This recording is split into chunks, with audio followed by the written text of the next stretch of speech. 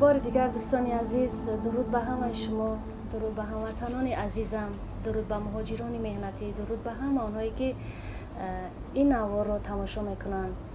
من هر هفته روز جمعه با دیدار یک نفر دردمند، یک نفر بیمار، یتیم و بی‌پرستار و یا نیازمند میروم. متاسفانه روز جمعه باید که به دیدار سه خواهر نازنینم می آمدم و یک کار پیش آمد که من سفر کردم به شهر خوجند بستانی و امروز اینک خداوند نصیب گردانید که من به دیدار شکرانه جان کبریا و خدیجه بانوی نازنین بیایم و از حال و احوالشان با خبر شوم. چه حال دارید خواهرکای نازنین؟ سلام و درودی به پایان خود را به تمام بینندگان این شبکه میرسونم. من میخواهم مینداری از شما کنم اپا میرفروز، چون شما از حال و احوال دل معیبان به مثل ما با خبر شده آنها را، یعنی ما را بسیار آمده یک خبر میگیرید و ما این خیلی گویم یک معجزه است که ما رو خبر میگیریم. ما خیلی خرسندیم. اولا سلام و درود به پایان خود را به تمام بینندگان خود میرسانم و مینداری خود را نیز به اپا میرفروز بانو میرسانم که امروز کوشش کردن که یک بار دیگر وقت پیدا نموده به عیادت ما سه دختر معیوب بیایند و ما از آن کس خیلی میندار هستیم. سلامی درود خود را به همه بینندگان میرسونم. من اولا از اپا میرفروز خیلی میندار هستم، چون که اونا دوباره باز هم می آیند و ما رو خبر میگیرند. مقصد از اومدن من و دیدار این سه خواهر نازنین البته که تبلیغ نیست، باور کنید. و مقصد من عزیزان دل این است که شما نیز بدانید، درک کنید که چنین نفران در یک کنج خانه تنها هستند و دردمندند و نیاز به دستگیری، نیاز به یک سخن و مهر و محبت ما و شما دارند. میدونم تاجیکستان هزاران هزار ثروتمند دارد، هزاران هزار نفرانی دارد که شرایط خوبی زندگی دارند و از همه شما عزیزان دل خواهش میکنم که بار از حال چنین نفران با خبر شوید، دستگیری کنید چنین نفران رو، این خواهرکان نازنین ما رو. البته که آنها نیز نمیخواستند که معیوب باشند، اما این نصیب و تقدیر است و با امر حق آنها امروز معیوبند و در کنج خانه. البته که مادر غمخوار و دلسوز دارند، ولی با وجود این سلامتی ندارند و چشم بر راه چارند که کی از درشان می‌دراید، کی از حالشان پرسان می‌گردد و کی یک کمی هم باشد مهر و محبت را برایشان ارزانی می‌دوند. همین طور نه؟ بله. خب بیشتر در خانه شما با کی صحبت میکنید و چی کارها مشغول میشوید و روزی شما چگونه میگذرد؟ من شخصا خودم که تن بدر دارم و عموما از خانه بیرون برآمده نمیتوانم. همیشه در زیر آینه نیلگون هستم و فیلم های هندی، ترکی تماشا میکنم. روزم را با همین میگذرانم. خب غمگین نمیشوید در خانه؟ نه، من وقتی که غمگین میشدم موسیقی را گوش مینمودم، غمم از یادم میبرآمد. بله، یعنی که سرود و موسیقی میتواند درد و غم شما را کمی هم باشد دور بسازد و به شما شادی و نشاط ببخشد. خب من میدونم که شما استعداد خوبی سراییدن نیز دارید و چندین سرودها نیز میخونید و از ایجادیات خودتان حتی ترانه دارید، همین طور نه؟ بله. خب من امروز متاسفانه از ایجادیات خودم ترانه ندارم، چون که من تنها از دیگر سراینده ها ترانه هایشان را گوش می نمایم و ایجاد می نمایم. وقتی که در مکتب اینترنت نوحیه شهری بسیار می خوندم، استاد موسیقی همون با ما شعر می داده و از آن شعرها با ما آهنگ آماده می نمودیم، با آن کس زمزمه می نمودیم. چندین ترانه از اونجا ایجاد نمودیم. خب شما چی؟ از ایجادیات خوب فکرم دارید سرودی، همینطور نه؟ یک سرودی بسیار پرمضمون، پرمحتوا برای پیشوای ملت، برای سرور دولت.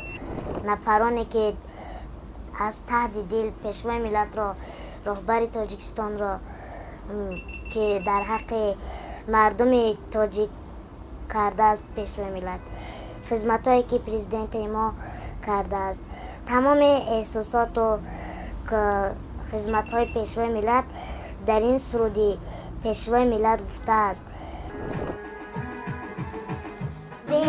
پیشوا ای سروری ما، تو هستی شخص و تو نیکشوری ما، همیشه در لبی ما دعا است که باشی سایبان بر سر ما، همیشه در لبی ما دعا است که باشی سایبان بر سر ما. تو را ما از دل و جان دوست داریم، تو را چون تاجیکستان دوست داریم، تو را ما از دل و جان دوست داریم، تو را چون تاجیکستان دوست داریم، دوست داریم، دوست داریم. بسیار صدای شیرین، بسیار خوب، یک نوازش و ترانه‌ای که واقعا مضمون و محتوای بلند دارد.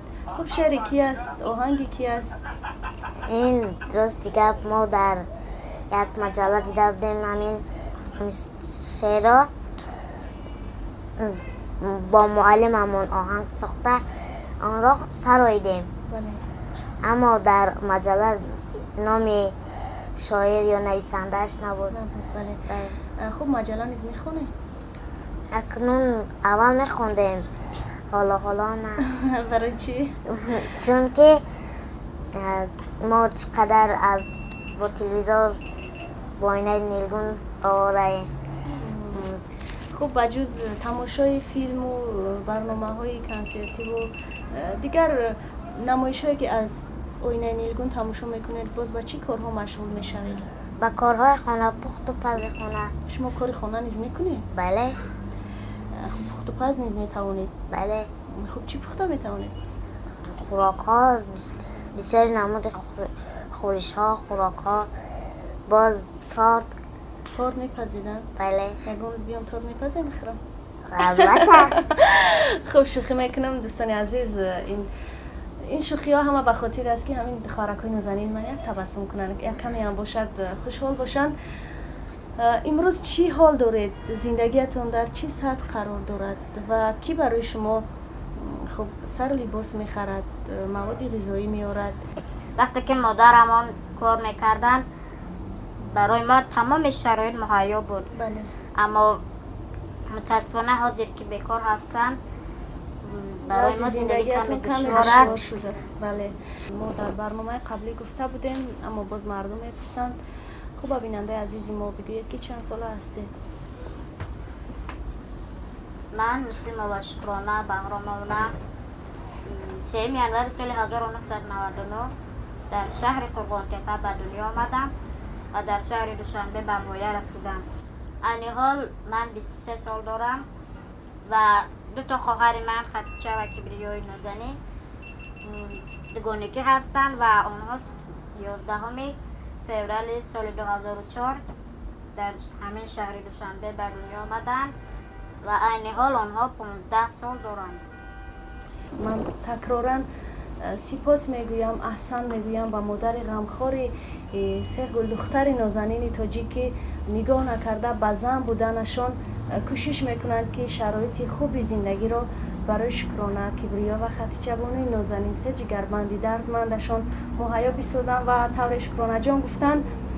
امروز مادر متاسفانه بیکار هستند، در خانه می نشینند و وضع زندگی این 3 خواهر نازنین کمی دشوار شده است. از همه شما خواهش میکنم تماشابینان عزیز، دوستان و هموطنان بسیار سخاوتمند تاجیک، اگر امکانیت دارید بیایید به سراغ شکرانه، خدیجه و کبریای نازنین. سراغ آنها البته که در نزد بازار سلطان کبیر روبروی بیمارخانه استقلال. خوب دوامش رو خودتان بگویید.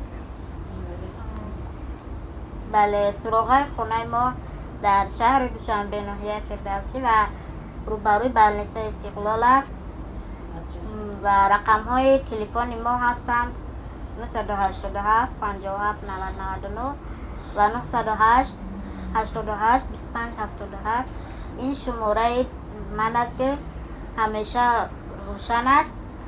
همین سرود و موسیقی شعر و ترانه از کجا در قلب شما جا شد؟ من وقتی که 4.5 ساله کودک بودم، مادرم اون وقت دیویدی نبود. بله. مادرم اون وقت ویدیو بود. مادرم از منیجر دولت یک کاسته ویدیو آوردن، در اونجا ماندن و من خواب بودم. مادرم در روبچین خانه مشغول بودن و وقتی که همون صدای شیرین منیجر بانو در گوش من رسید، از همونجا در قلب من استعداد سرایندگی پیدا شد. بله.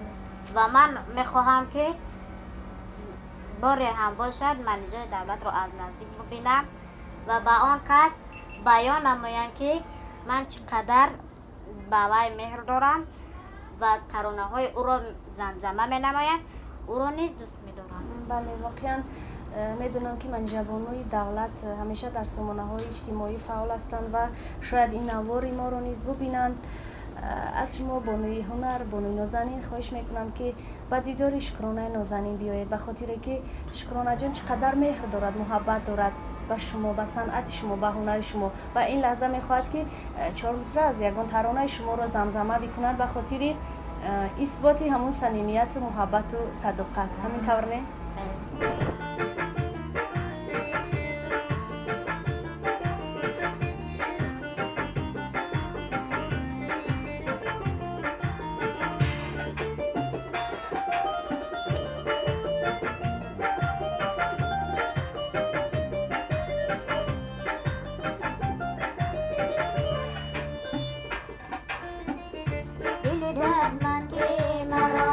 نبود به تو دوا خبری قلبی مرای بشنوی به وفا دل درمندی مرا نبود به تو دوا خبری قلبی مرای بشنوی به وفا خبری قلبی مرای بشنوی به وفا.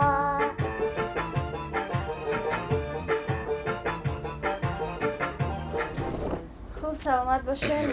باز غیر سرودهای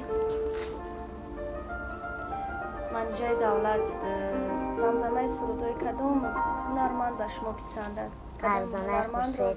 باز دوست میداره؟ فرزانه خورشید. یعنی که مخلصی فرزانه خورشید است شما؟ بله. سرودهای اون کسا میدونین؟ بله، ما سروداش هم زمزمه میکنیم. خوب بیاید تماشاگران عزیز یک ترانه دیگر به خاطر محبت و صمیمیت خواهرک نازنین و فرزانه خورشید رو گوش میکنیم و بعدا همینجا صحبتمون رو انجام میدیم. اگر فندم کنی یار جانا، هی شمشمی برانای بچه پشیمانای تا پسی در آمده خسته و نالانه من از الله دیتو توان ستانا هی شمشمی برانه بچه پشیمانه تا پسی در آمده خسته و نالانه تا پسی در آمده خسته و نالانه